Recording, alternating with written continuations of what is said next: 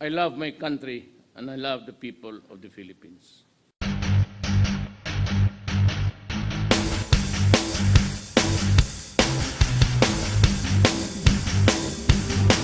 In the newsroom on CNN Philippines tonight, the military says the war in Marawi may end in a couple of days after the killing of the two top terror leaders in the city. Classes and government work resume tomorrow, Tuesday, despite the second day of the transport strike. And thinking of traveling to Taiwan soon? Find out when you can do that visa-free. War in Marawi may not be over just yet, but it's still a day of victory for the government troops as they confirm the death of two terrorist leaders, Isnilon Hapilon and Omar Maute. Our George Cahiles has the details from Ground Zero. Images of two men soaked in their own blood reached the media early morning Monday. Defense Secretary Delfin Lorenzana confirms they're the ones who led ISIS-inspired fighters in Marawi, Isnilon Hapilon and Omar Maute.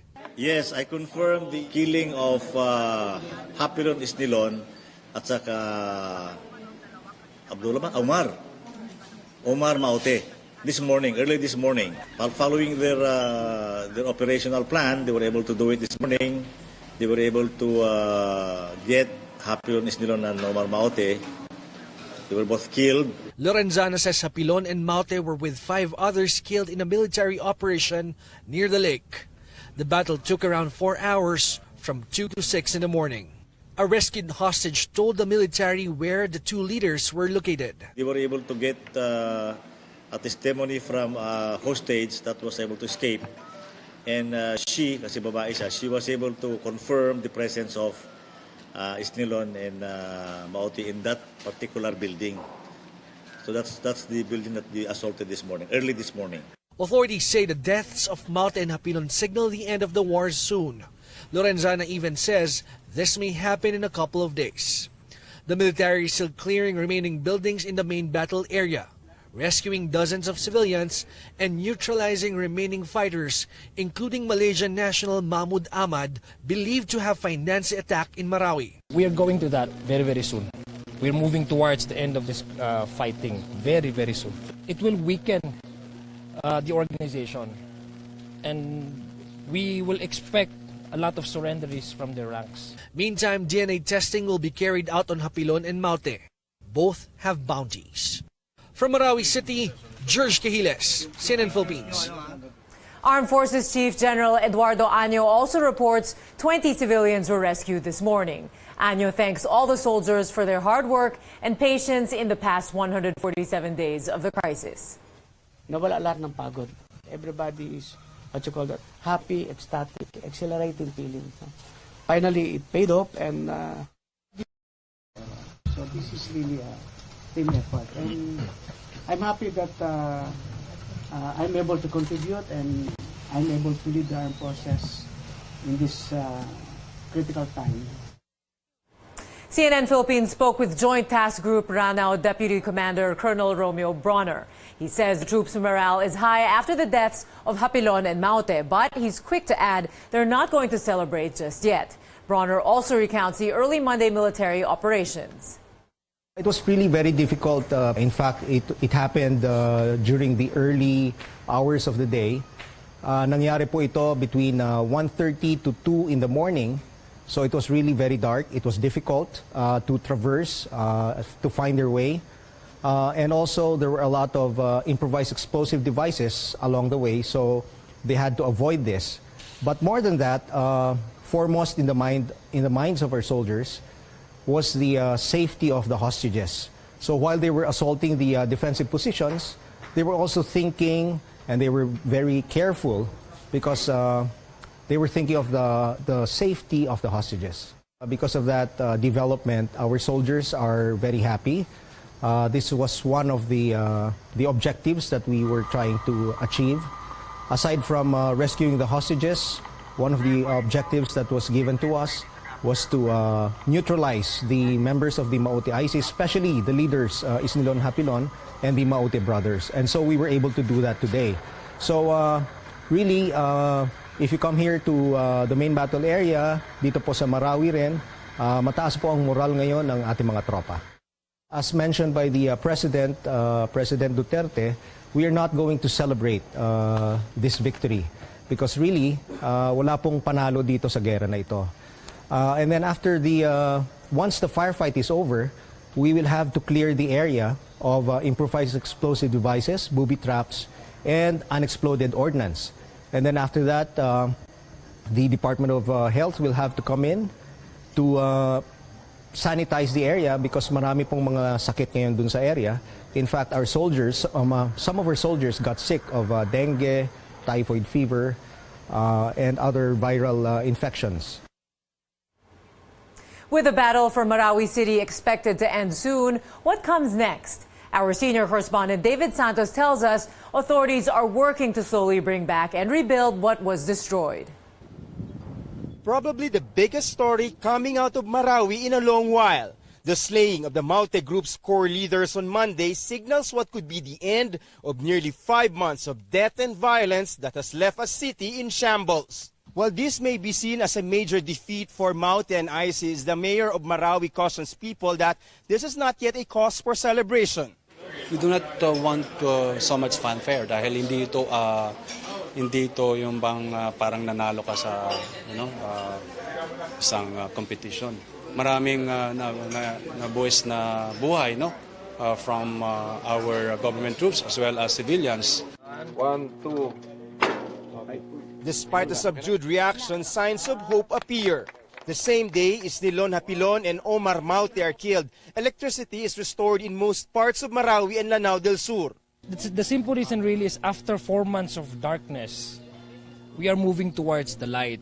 Bringing back basic utilities such as power is not a simple matter since the fighting continues. Yung linya, yung main line na papunta doon sa mga towns around the lake, pass through the city proper. Ngayon, nasira yung city proper. So, Lasoreco had to build a temporary distribution line. Parang nag-divert siya. So we work it for 3 days po talaga doon mismo sa war zone area. There are also ongoing discussions on how Marawi's rebuilding should be carried out. Renowned architect June Palafox toured parts of the war zone also on Monday. It makes you cry. I've been in post-disaster rehab, big earthquakes, tsunamis, big floods, and this is the first time, aside from Ground Zero in Manhattan, this is worse. Palafox is volunteering his services to draft proposals on how the new Marawi will look like. Over the weekend, leaders of traditional royal families in Lanao insist that the rehab plan should be sensitive to both the Maranao culture and Islam. Among the conditions they're setting, foreign military camps as well as recreational centers like casinos and gambling establishments should be strictly prohibited. Schools, hospitals, and mosques should be prioritized in the reconstruction. And residents living in the military reservation area for more than a decade should not be driven out. Ang mga lupa na yan ay para sa amin talaga yan. Hindi namin alam na may mga military reservation pala. They also seek compensation for those who lost their homes in the conflict. The local government is proposing a 16 billion peso fund to pay homeowners as part of a 47 billion package to rehabilitate Marawi. In Marawi City, David Santos, CNN Philippines. Despite criticism, majority of Filipinos continue to support the government's war on drugs. The latest Pulse Asia survey shows all respondents are aware of the campaign against illegal drugs, and 88% of them support it. Data show it has basically the same levels of support from across geographic areas and socio-economic groupings. Only 2% do not back the campaign. The survey also shows more Filipinos believe the allegation that extrajudicial killings, or EJKs, occur in anti-drug operations. 73% of the respondents say they do. This is up by 6 percentage points from the recorded 67% in June. The survey was conducted among 1,200 respondents nationwide from September 24 to 30. It was during this period that the filing of double murder charges against a Caloocan City policeman implicated in the killing of teenagers Carl Arnaiz and Reynaldo de Guzman made headlines. Also in the news was President Duterte and PNP Chief Bato de la Rosa denying any state policy to kill drug suspects under the drug war. Malacanang is pleased with the news that majority of Filipinos support the war on drugs. Presidential spokesman Ernie Abella says the result shows that the people appreciate the administration's efforts to reduce the incidence of crime and make the streets safer and communities more peaceful. On the respondents believing that EJKs are happening, Abella says they understand why they think so. He cites the massive media coverage of the teenagers' killings in Caloocan during the survey period. Abella, however, says these suspicions must always be validated by investigation and evidence. PNP Chief Ronald De La Rosa says he will ask the president to allow policemen to once again lead the war on drugs. That is, if he sees that the PDEA or Philippine Drug Enforcement Agency is not doing its job. President Duterte ordered the PDEA on October 10 to take over all anti-drug operations from the PNP amid allegations of police abuses and extrajudicial killings related to the drug war. Pag titingnan natin, lumala na ng gusto. Bumalik na naman sa dati na makabili ka ng shabu diyan sa kalsada na yung transaksyon ng shabu open na wala na nakikialam, di ba? Siguro, volunteer ng President, sir, ibalik nyo kami dahil huwag natin pabayaan ito na maging kawawa ang Pilipinas. If we don't value life, we value money, then we just receive money from the drug lords. Dito, magbigay ka ng pera sa amin, tanggapin namin, din huwag namin pakialaman yung drug situation. But because we value life, kaya tayo nagwe-wage ng drugs. Here are some top stories from around the world. U.S. Secretary of State Rex Tillerson is supporting diplomatic efforts with North Korea, but he adds that these efforts will only continue until, quote, the first bomb drops. Tillerson also said prioritizing diplomacy to curb Pyongyang's nuclear ambitions is President Donald Trump's preferred avenue. Despite a statement on Twitter that suggested diplomacy won't work, Tillerson said Mr. Trump wants to avoid violence. The number of deaths in a double car bombing in Somalia reached at least 276 people, making it the deadliest incident in Somalia's history. 300 more remain in hospitals. The blasts happened Saturday. The first hit a popular hotel in the capital of Mogadishu. A second car bomb exploded nearby just a few minutes later. Somali police say they were chasing one of the cars when the blast happened. There have been no claims of responsibility so far. The Office of the President announced Sunday the nation will observe 3 days of mourning. Good news for Filipino travelers. Taiwan grants visa-free entry for Filipinos starting November 1st. The Taipei Economic and Cultural Office in the Philippines says visa-free entry will be allowed for visits up to 14 days. There will be a 9-month trial period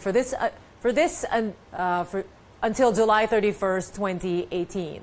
The Taipei Economic and Cultural Office says this is part of Taiwan's goodwill and effort to have more Filipinos and Taiwanese visit each other's countries and economic relations between the two countries.